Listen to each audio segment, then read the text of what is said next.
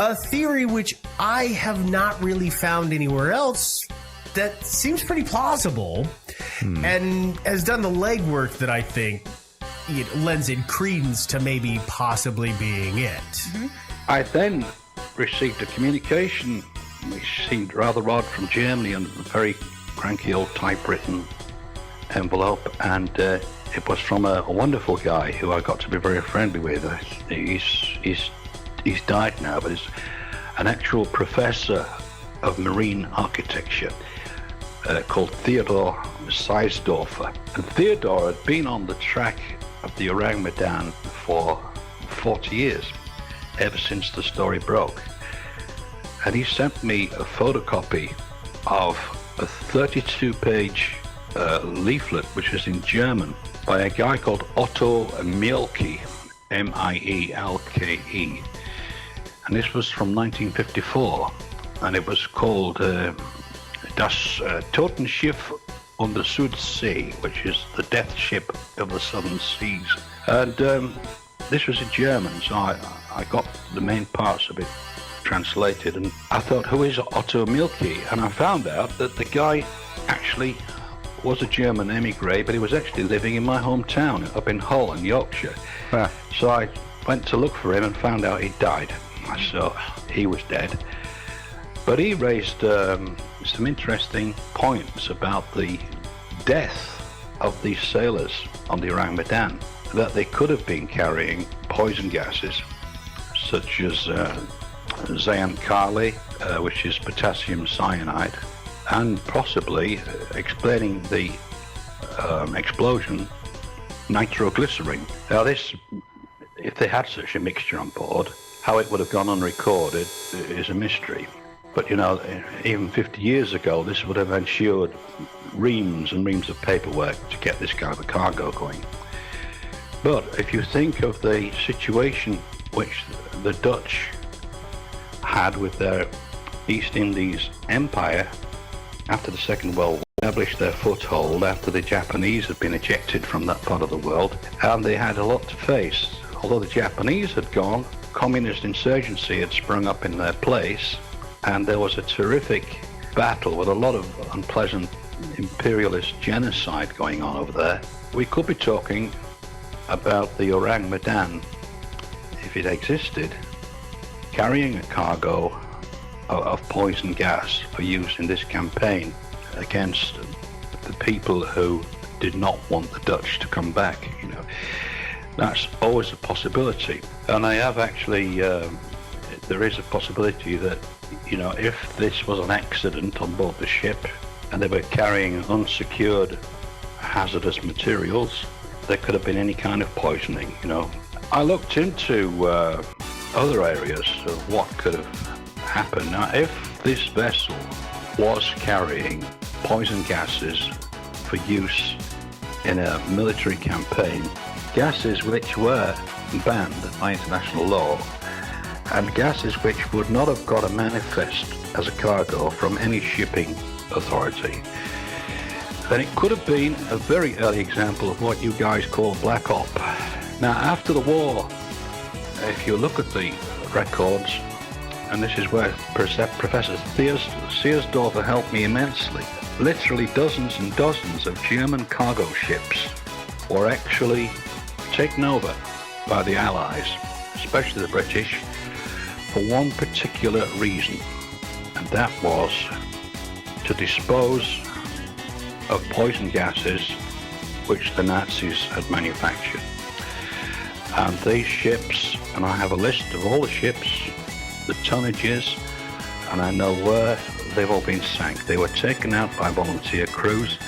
They were loaded to the decks with sarin, tabun, mustard gas, and they were just sunk by opening the seacocks or detonating a charge.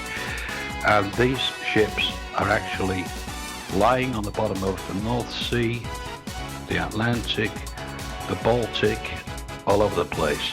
think, and that makes a lot of sense. It wouldn't be that tough to take one of those things, paint a new name on his bow, and then send it off. Send it off somewhere if you think that somebody somewhere needs some poison gas, or maybe somebody made you an offer you couldn't refuse. Or maybe you just wanted to make some money. Or you wanted to get rid of it and you didn't want it to be able to get tracked to its original name. Yeah. There's every one of these is plausible. If Roy's theory is correct in that they were packing these illegal substances to just scuttle it or to sell it or whatever, and something went wrong, there's a whole host of reasons why that name could have just been made up. As he said when we were talking to him, somebody could have just leaned over the side, taken a paintbrush, and just painted a new name on it. Absolutely. Made it up on the spot. Absolutely. And if you're going off on some little special trip somewhere that you don't want to have a high profile or anything like that, you leave port, then you paint a new name over the top of the old name. Mm-hmm. And then later on, change it back. Yeah. Yeah. And, another hypothesis that I sort of came up with just now, but I like to speculate, and it's, of course, pure speculation. Of course. But in this hypothesis, the distress call did not actually originate with the Orang Medan. It originated with another ship. So now, imagine the Orang Medan had some cargo, whether it's poison gas or just ordinary munitions or whatever, that you don't want to see arriving at its destination. And you don't have a navy to speak of. So you can't send a battleship out and board it or sink it or whatever. Right. You've got to find a way to get on that ship. So if you know where it's going, and for example, it's going to be going through the Straits of Malacca, because, basically, if you're in the Pacific and you're, say, heading over towards India or the Mediterranean or whatever, you pretty much have to go through the Straits of Malacca. A lot of the world's shipping goes through there. So supposing you know when it leaves port, so you know roughly its speed, when it's going to be in the Straits. If you have, say, a freighter yourself, then what you can do is wait till it's reasonably close by, the closest ship there is, send out your distress call, and then they come alongside, like your ship, which is sitting there dead in the water. Now, it's got stuff on it. It's got maybe explosives, maybe poison gas. You don't really want to have a firefight with these guys. So what you do is, as they're pulling alongside, you just release a lot of invisible toxic gas. Sarin, mustard gas, whatever. Whatever, okay. But as they're pulling alongside to render aid, you basically gas them. Which is a nasty way to do some business. It's a nasty way to do it, but if for whatever reason you don't want to have a firefight with these guys, then gassing them is the next best solution. Okay. Then you've got your gas masks on already, of course. So you hop aboard and go down below decks, plant some incendiaries with timers, and then you leave. And of course, your distress call has been picked up by other ships in the area, so eventually some other ships show up, and they're in time to witness the dead crew and to see the ship, catch fire and then blow up, which lends credence to the idea that there may have been explosives, perhaps artillery shells, things like that. The one problem is that okay. So again, did they just blatantly fake the name on the ship? Mm-hmm. Because again, it's that name is not able to be pinned down anywhere. That's the hard part. I like where you're going. There's plausibility in that. Yeah, absolutely. I also remember that they did find the telegram operator, dead at his post, having sent those messages, didn't they, when they boarded the ship? That's what the story says. Although, to be fair, it's just a story. It is a 60-plus-year-old story that, some guy could have said, and they found the Sparks dead at his station. Yeah. You just don't know. Yeah, and there are so many things with this thing, right, that you just don't know. I mean, toxic gases, fine, but, how many toxic gases, actually kill someone or just, a rictus of fear? Yeah. And how do you get that below decks? That's the hard part. If they're just pulling alongside and you're gassing them, how do you get it below decks? That's a good question. I don't know. I mean, Then again, we don't know. I presume that you pick something that's heavier than air, and if you send a massive enough cloud of it over there, You're it'll right. go below deck. You do have a point there. Yeah, it's just there's so many different questions on this thing. Yeah. And I don't know what this would be a sailor question, but say for example, you do pick up a distress call from another ship. You've been at sea for weeks. Nothing much interesting has happened. Now suddenly, you're coming alongside some ship that's in distress, and of course you're hoping against hope that maybe this will be a nice ghost ship, and a great story for your grandkids. So maybe the entire crew was up on deck for this whole event to come and see the ship that was reporting that everybody was dead. Yeah. But what they didn't realize is they were going to be the ones that are going to be dead. That everybody was dead.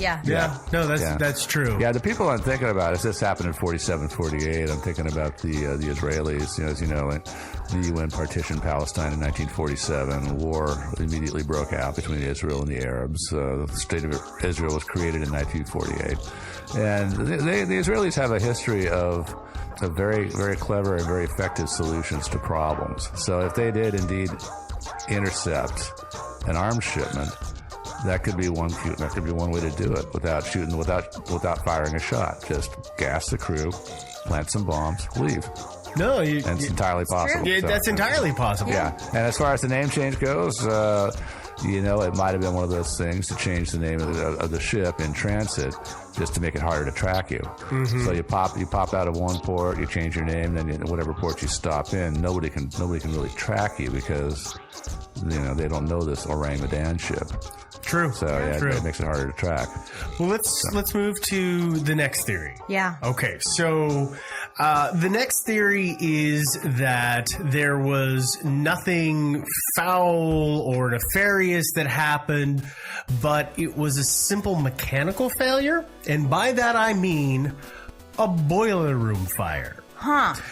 Ships at this time, a lot of them ran on coal. Mm-hmm. So if the boiler itself is malfunctioning and, those ships burn massive amounts of coal to create their propulsion, it's going to be pumping out a lot of CO2. CO2 is heavier than air.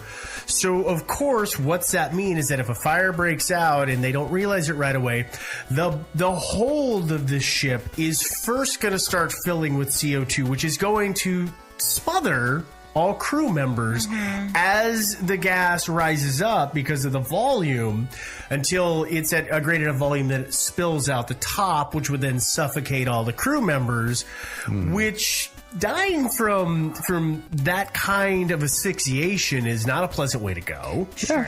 And that would explain the supposed expressions on these people's face. If you think about it and you're dying and you're gasping for air, you're gonna have a very panicked look on your face when you finally go. Probably. Yeah, I don't know. I don't totally know the science behind if you're standing on like an open air deck of a ship. You're right. And the thing that I was going to say is if we think about it, that area of the world that it was supposed to happen in is a very hot tropical area, which means they would probably have windows and ports open to get any kind of airflow possible to breathe. Wow. And also, it probably depends on how windy a day. If it was a very windless day, then, it could have been that this cloud of CO2 or carbon monoxide or whatever didn't clear away quickly enough to save their lives. Supposing it's a totally clear day, they could have windows, but I believe it's portholes. Portholes. Modern day ships don't have that past, like lower than like the 5th or 6th deck that open. Simply, because a ship, rolls. It rolls, and it's on the sea, and you have waves and splashes, and you don't want water on the inside of your ship at all. Like, period. That's no questions asked. Considered to be a faux pas. It's bad. Yeah, it's bad news. So and most of the time, a ship, unless it's like a cruise liner or something, just isn't going to have windows. It's not going to have a lot They're just of not going to. I mean, they might have a couple, like in a captain's hold, like up near the top decks or something like That's that. true. Very good point. But They are kind of weak points. they're weak points, and those ships are basically just like you slap a couple of pieces of steel together, and True. he's got a ship. Well, and so here's, if we follow this theory down its trail, is that then, of course, once it's killed the crew, this carbon monoxide poisoning, at that point, the aid would arrive. They would then realize that there was smoke happening, and that boiler room fire is then what would have made the ship catch fire and explode and sink to the bottom. Okay, and then I guess I have another problem with this, is that how quickly could the ships have responded, right? You assume that this ship has been out You would think hours. for hours at least. And I don't know, I don't think we have the information on distance between the ships that were responding and We don't. the Orang Medan or anything like that, but a fire for hours, again, I'll say, having lived on a ship, I understand that even ships made to be fire resistant, an hour of a fire of the magnitude that could produce that much poison air is not going to allow a ship to stay afloat No. for then You're more either, hours. yeah, if it's not out by then, the ship is probably already sunk. Yeah. True. Very true. Well, it's conceivable that one of the keys to fighting fires on ships is to shut say if it's below decks, evacuate personnel, shut the hatches, and turn the diesels on if they're not on already. That's exactly what you do. You try and starve the fire of exactly oxygen. by turning the. However, in that situation, if you expose the fire, if the fire's not 100% out, Well, exactly. even if it's just burning coals, you open the door and you get what I don't remember what they call it, the technical explosion happening out. Backdraft. Yes, backdraft, exactly. So you would not then be able to like fully evacuate the ship and have it explode with all of your crew back on the ship. Right? It's a very backlash is a really quick thing that happens.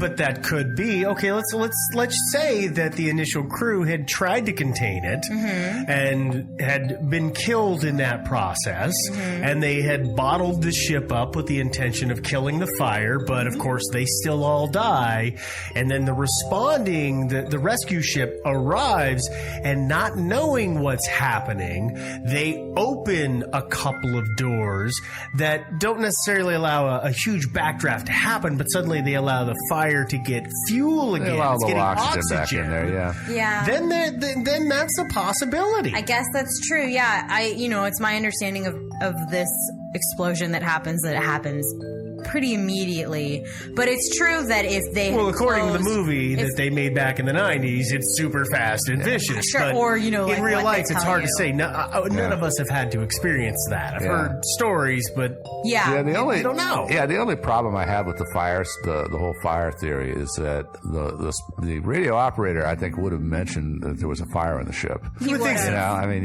It wouldn't have been like some mysterious. I think people are all dead. Yeah. Oh, and now I die. And So let's continue on to the next theory that also deals with gas. okay. Yeah. And that is methane gas. And this, I admit, is kind of a far-flung theory.